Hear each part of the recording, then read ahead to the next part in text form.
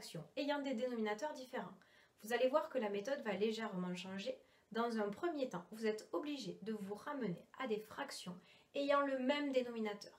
Une fois que vous avez fait ça, vous utilisez la méthode que nous venons de voir précédemment. Alors, le premier exemple, 4 cinquièmes plus 1 quinzième.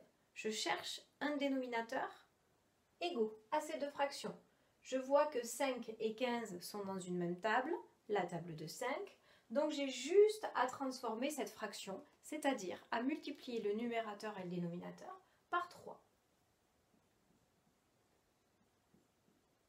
En général, on utilise un stylo de couleur et on écrit la multiplication en tout petit. Je marque le résultat, 4 fois 3, 12, 5 fois 3, 15. Et je n'oublie pas de réécrire la fraction. Je regarde maintenant, mes deux fractions ont bien le même dénominateur, donc je peux appliquer la méthode que nous avons vue précédemment.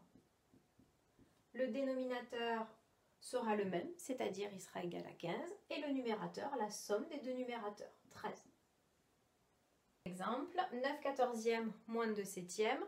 Dans cet exemple, les dénominateurs sont différents, mais je vois que je peux, en utilisant la règle des fractions égales, transformer cette fraction pour obtenir un dénominateur commun qui sera 14, puisque 7 multiplié par 2 va me donner 14.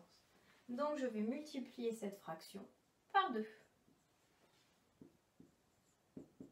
On obtient 9 quatorzièmes, ça ne change pas, moins 2 fois 2, 4, et 7 fois 2, 14. Donc là, j'ai bien le cas où les dénominateurs sont égaux, et donc ça, on sait faire.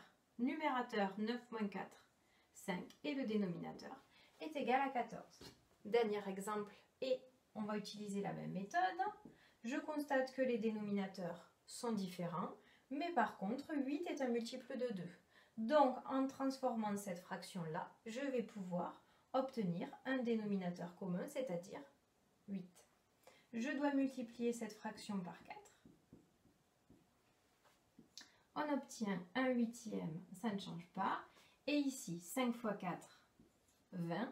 2 fois 4, 8. Et le résultat est égal à 21 huitièmes.